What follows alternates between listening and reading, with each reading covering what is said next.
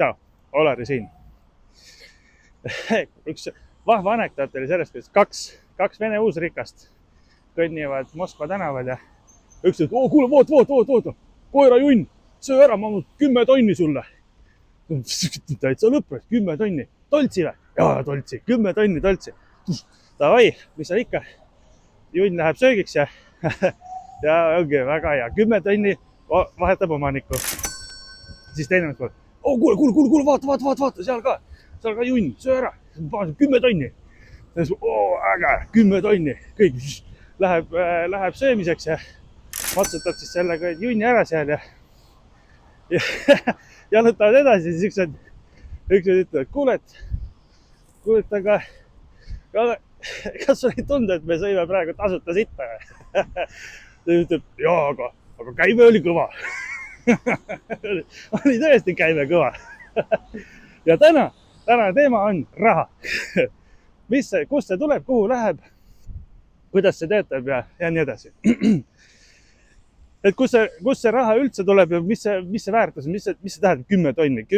Et miks see on 10 tonni rohkem kui 10 või 3,50 või siis et kus see väärtus tuleb sinna sisse? Väärtus tuleb sellest, et see paberitükk või siis see münt või mis iganes annab mingisuguse indikatsiooni, mingisuguse väärtuse, mingi usalduse. Et kui mina saan selle mündi kätte oma mingisuguse teenuse või tegemise eest, et siis see usaldus, et ma lähen siit näiteks sinna Rimisse või lähen trammiga sõitma või lähen bensiini ostma sealt, et siis see münt, see euro on seal ka midagi väärt. Ja see ongi kogu point.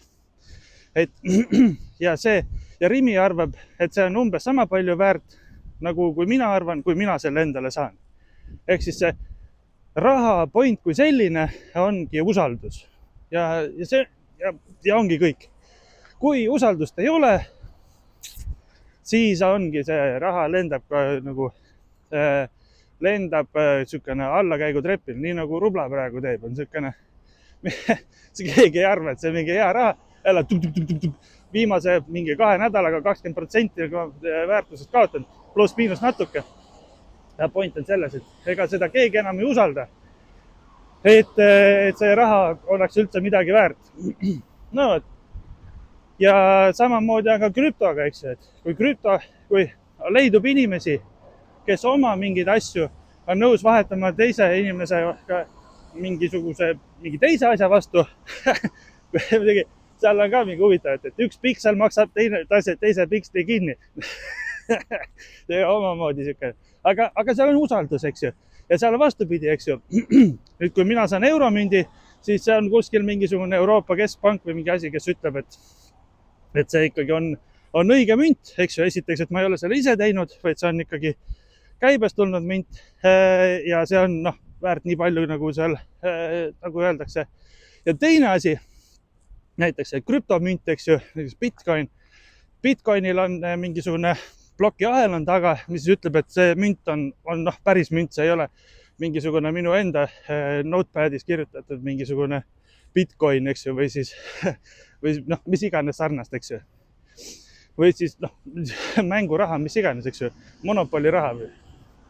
Et kui võtan mingi monopoli raha, siis mitte keegi ei usalda seda, et kui mina viin monopoli raha mingisugune 100 või 1000 või miljon, mis iganes sinna peale kirjutatud on, et kui ma lähen kuskile poodi, et siis see oleks midagi väärt. No võib-olla on. Ja sellepärast on, kui ma olnud kogu aeg nagu keeruline uskuda, et miks kuradi pärast peaksid mingid vana aja inimesed ostma või arveldama mingisuguste lepalehtede ja mingisuguste mingi kuradi merekarpidega, sest milleks? Mitte mingisugust, kuidas see lepaleht või merekarp on ühel inimesel sama palju väärt kui kellelegi teisele. Miks? Et see on mingi vähe veider, sest raha ei ole sellepärast raha, et ta oleks nagu, et ta on raha, et see on raha. Ei tööta niimoodi.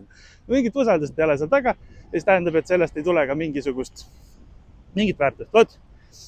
Aga, et sa saaksid oma eurodel nagu rahulikult silma peal hoida, et sul oleks usaldus iseenda ja kõige ümbritseva vastu, on mõistlik oma tehingud pere eelarves kõik kirja panna ja siis vaadata, kuidas ise oma asjadega hakkama saad.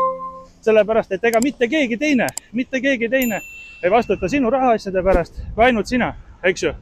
Ja pead vaatama, et sinu need rahaasjad oleks korras ja nii lihtne ongi. Siuksed mõtted täna. Miskit on, siis hoiab sidet ja järgmise korrani. Davai, tšau!